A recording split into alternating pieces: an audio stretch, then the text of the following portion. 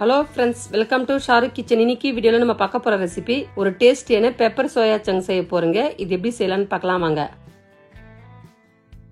Pepper soya செய்ய first stove on பண்ணி ஒரு பாத்திரத்தில் பாதியில் தண்ணி எடுத்து நல்லா கொதி வரட்டும்.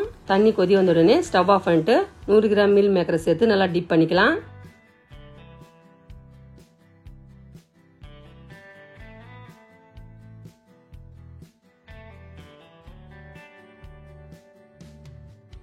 இது அப்படியே 5 நிமிஷம் ஊறட்டுங்க.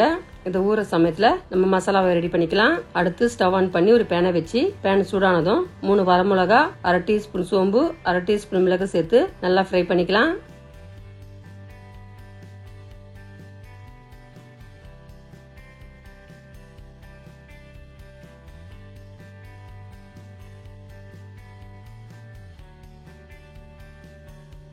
நம்ம சேர்த்த பொருளெல்லாம் நல்லா ஃப்ரை ஆனதும் இது ஒரு பிளேட்டுக்கு மாற்றி ஆற வச்சுக்கலாம். அடுத்து ஒரு மிக்சர் ஜாரை வச்சு நம்ம வறுத்து வச்ச மசாலாவை சேர்த்து குறை அரைச்சி எடுத்துக்கலாம். இந்த அளவுக்கு அரைச்சி எடுத்ததும் இது அப்படியே இருக்கட்டும். நம்ம ஊற வச்ச மீல் மேக்கரை இந்த மாதிரி ஃபில்டர் பண்ணி எடுத்துக்கலாம். அடுத்து ஸ்டவ் ஆன் பண்ணி ஒரு பேனை வச்சு பேன் சூடானதும் 3 டீஸ்பூன் எண்ணெயை சேர்த்து எண்ணெய் நல்லா சூடானதும் 2 பெரிய வெங்காயத்தை பொடியாக கட் பண்ணி சேர்த்து நல்லா வதக்கிக்கலாம்.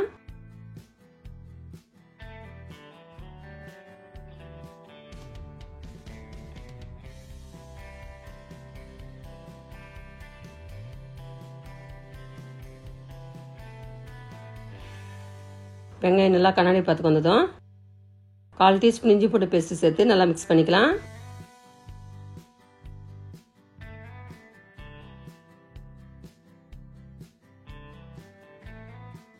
இப்போ இஞ்சி பூண்டு பேஸ்டுடைய பச்சை வாசனை போனதும் 1/2 டீஸ்பூன் சால்ட்டு சேர்த்து நல்லா மிக்ஸ் பண்ணிக்கலாம். கூடவே 1/2 டீஸ்பூன் தனி மிளகாய் தூள் சேர்த்து 1/4 டீஸ்பூன் கரம் மசாலா சேர்த்து 1/4 டீஸ்பூன் மல்லித்தூளை சேர்த்து 1/4 டீஸ்பூன் மஞ்சள் தூளை சேர்த்து நல்லா மிக்ஸ் பண்ணிக்கலாம்.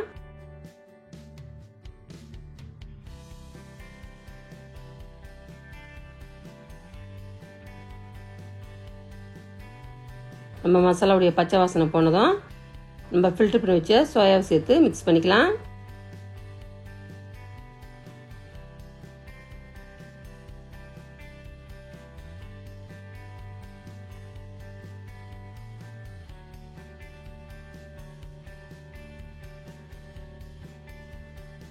நம்ம மசாலாவில் சோயா நல்லா மிக்ஸ் ஆனதும் 1/4 டம்ளர் தண்ணியை சேர்த்து நல்லா மிக்ஸ் பண்ணிக்கலாம்.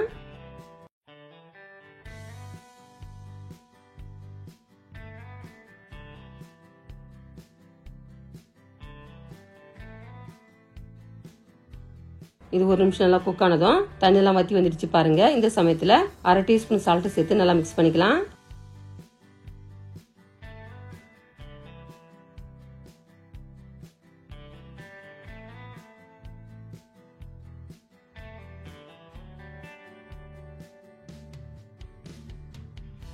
கடைசியா நம்ம அரைச்சி வச்ச மசாலாவும் சேர்த்து நல்லா மிக்ஸ் பண்ணிக்கலாம்.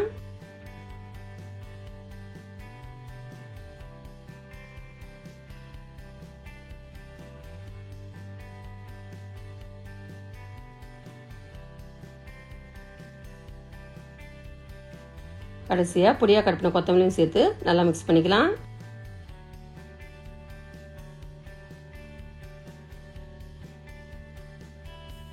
அவ்வளோதாங்க, நம்ம பெப்பர் சோயா சூப்பராக ரெடி ஆயிடுச்சு. இது ஒரு பிளேட்டுக்கு மாற்றிக்கலாம். இப்போ பாருங்கன்னா பர்ஃபெக்டான பெப்பர் சோயா சூப்பராக ரெடி ஆயிடுச்சு. இது சாப்பிட்றது சூப்பராக இருக்குங்க. கடைகளில் போயிட்டு நம்ம பெப்பர் சோயா வாங்கணும் அவசியம் இல்லை. வீட்டில் 100 கிராம் சோயா வச்சு இந்த மாதிரி டேஸ்ட்டை செஞ்சு பாருங்க. இந்த டேஸ்ட் ரெசிபி வீட்டில் ட்ரை பண்ணுங்க. இந்த டேஸ்ட் சொல்லிட்டு கமெண்ட் பாக்ஸில் கமெண்ட் பண்ணுங்க. இந்த வீடியோ உங்களுக்கு பிடிச்சிருந்தா லைக் பண்ணுங்க, ஷேர் பண்ணுங்க. மறக்காம நம்ம சேனல் சப்ஸ்கிரைப் பண்ணாதுங்க, சப்ஸ்கிரைப் பண்ணுங்க. கூடவே பக்கத்தில் பெல் பட்டனை கிளிக் பண்ணுங்க. இதே மாதிரி புது புது ரெசிபி இன்னும் பார்க்கலாம். தேங்க்ஸ் ஃபார் வாட்சிங். நன்றி, வணக்கம்.